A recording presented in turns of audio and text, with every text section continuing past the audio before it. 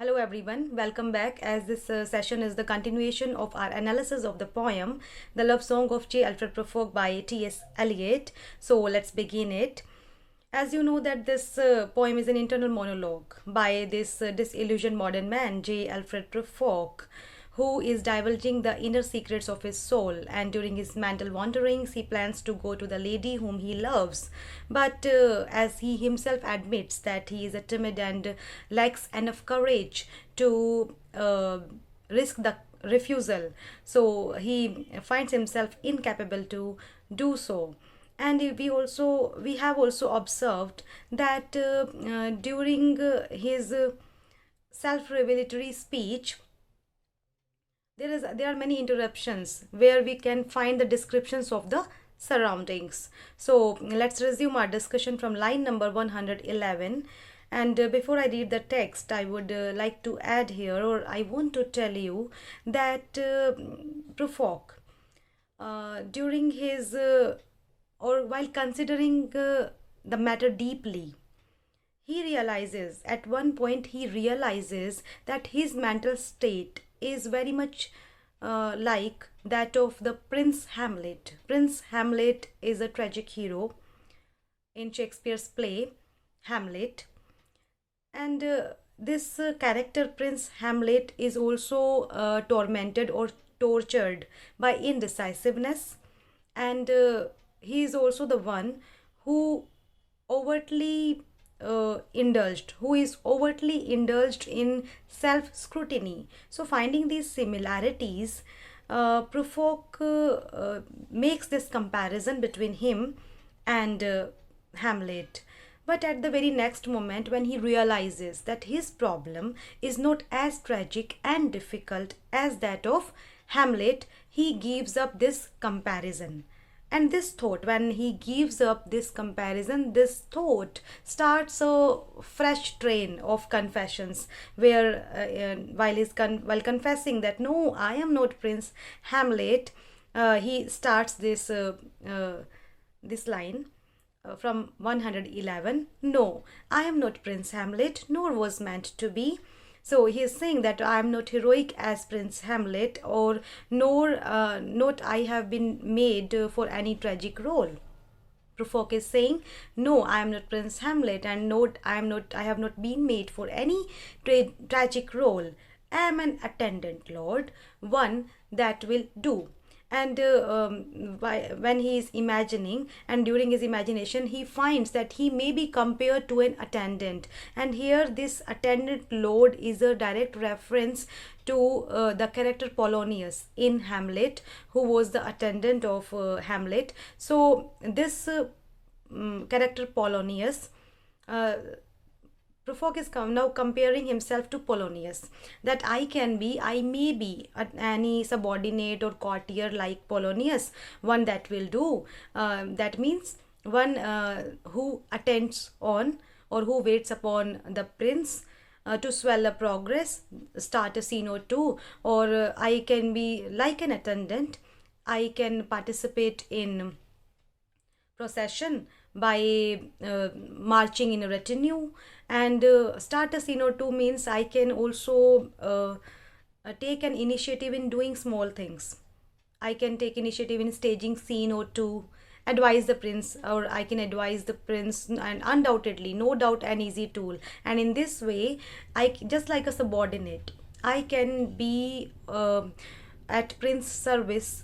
I can be of I can place myself at prince's disposal. Deferential means respectful. I can be very respectful, glad to be of use. I can be very serviceable, and I can be the one who feels glad when to be of any service to others.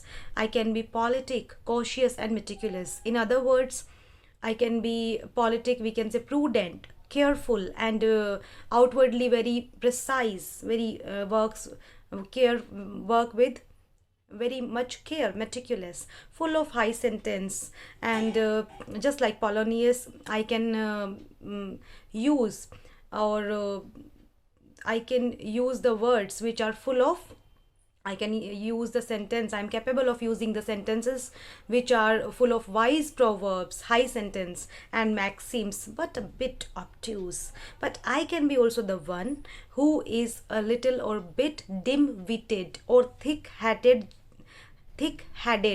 just like the fool, as you can see in the very next lines, at times indeed almost ridiculous, almost at times the fool. So at times I can also, as it is my experience, that at times I can also behave like ridiculously, just like the fool. And here this the fool is a direct reference to the fool in Hamlet, whose name is Osric. So here he is saying that I can be like Osric, or I can be like Polonius. So in this way, in short, if I say it, so Eliot is through Eliot is giving these words to Prufrock, and Prufrock is saying that I cannot be heroic like Prince Hamlet, but I can be as a subordinate like Polonius, or I can be ridiculous like Osric. So I can be the amalgamation, or I can be the combination of both. And ultimately, so how would such a man propose, who is not as heroic as him, as heroic or as any heroic character, and who is only attendant, or who is just like a fool? I grow old, I grow old. Now, in these lines, there is a very clear indication that Prufrock is very much conscious of his aging, that he is getting old, he is becoming old. But in the very next line, we see, I shall wear the bottoms of my trousers rolled. That though he knows that this fact, this very fact, this truth, that he is getting old, but he is somewhat different. He likes to give himself a smart look by wearing the trousers whose bottoms are rolled up, or by appearing fashionable, or by looking like a modern dandy. So I shall wear the bottoms of my trousers rolled. Now these efforts, or these all attempts of looking good, handsome, by wearing such trousers, or having such look fashionably, it is his attempts to look young, along with to be acceptable to the lady whom he loves. Shall I part my hair behind? Do I dare to eat a peach? Now here these digressions and diversions are clearly indicative of the fact that Prufrock seems to resign his mission of proposing the lady, as he is now considering that do I have this dare, or shall I do this and that, as we'll see in further lines. So here there is also a suggestion I want to tell you before it, because it will make it more clear, the interpretation will make it more clear then.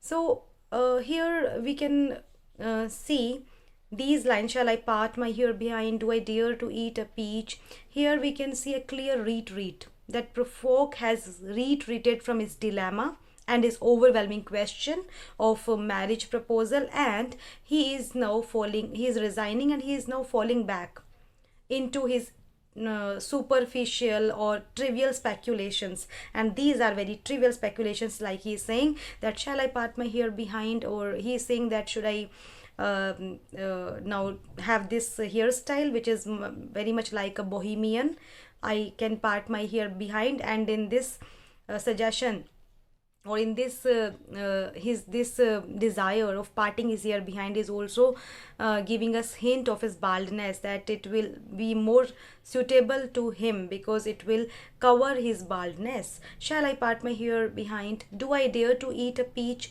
Like a young man, do I dare to eat peach? I shall wear white flannel trousers and walk upon the beach. Now Prufrock is thinking to take a walk on the beach, near the sea, or on the beach of the sea. So now his all these preparations that he will wear by wearing white flannel trousers, his all these preparations for the excursion to the sea. We can also find here that in this excursion there is his attempt to escape from the uh, very tedious, monotonous routine of civilized life. He's civilized. He wants an escape from his overtly, or we can say from his modern civilized, which is very tedium, which is full of tedium and formalities. So he wants an escape from that, and this attempt is also an escape from that boredom, modern civilized life. I shall wear the so by smartly dressed, I will walk on the beach, and I have heard the mermaids singing each to each. Now, hear this word mermaids, and I hope that you know what are mermaids. Mermaids are mythological sea women who are having fish's tail, and who lure or attract brave and adventurous man by their enchanting songs. So by singing their enchanting songs, they lure or attract brave and adventurous man.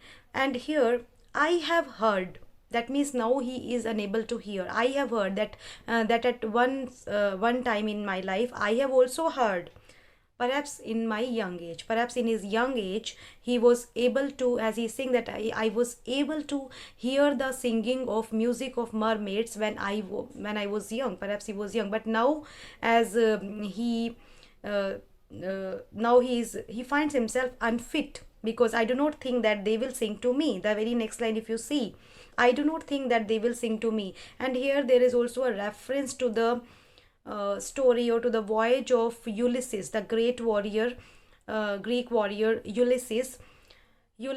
And there is also, we can say there is a direct reference to the voyage of Ulysses and his companions, whom mermaids lured by their enchanting voices. So he is saying that he is not brave and adventurous like Ulysses, so he finds himself uh, unfit. So he thinks that he just does not think that they will now sing to me.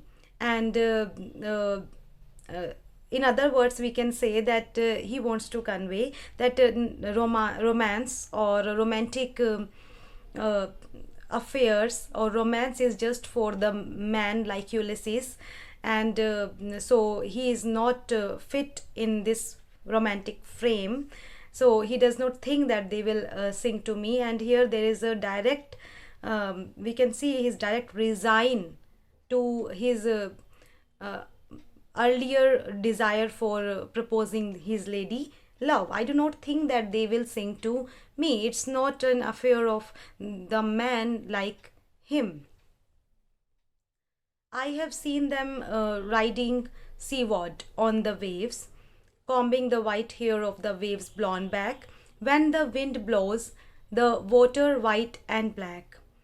Now here, though Prufrock, as he has admitted, or he admits clearly that these are not meant for him. He is not made for such heroic tasks, or in which he finds the romantic relationship also he finds in this category, where for which he is totally unfit. But he can do one thing: he can visualize, he can lose himself in spontaneously and freely in any reverie, and this he does in these lines.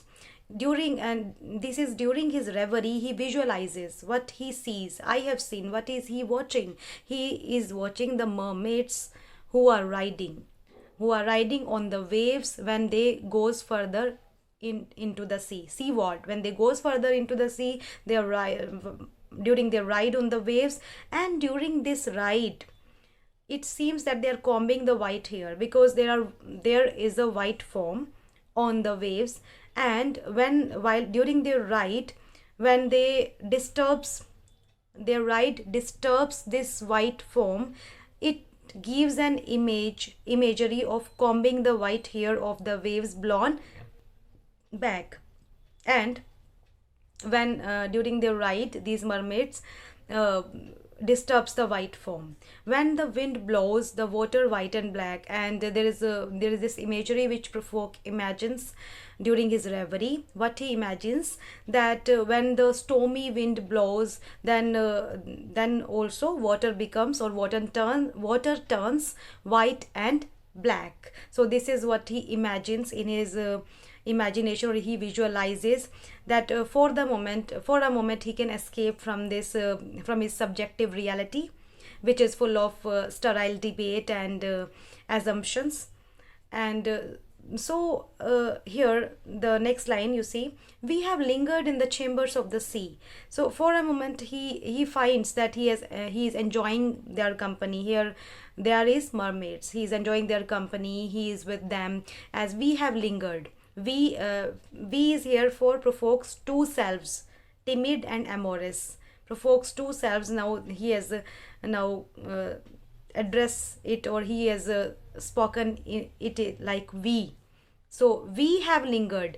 Lingered is like we have stayed. We have stayed in the chambers, in the recesses of the sea, where the mermaids live. We have stayed in the chambers, in the recesses of the sea, and he is visualizing that they are welcomed by the mermaids, seagulls who are garlanded. The mermaids are garlanded with seaweed, which are red and brown in color.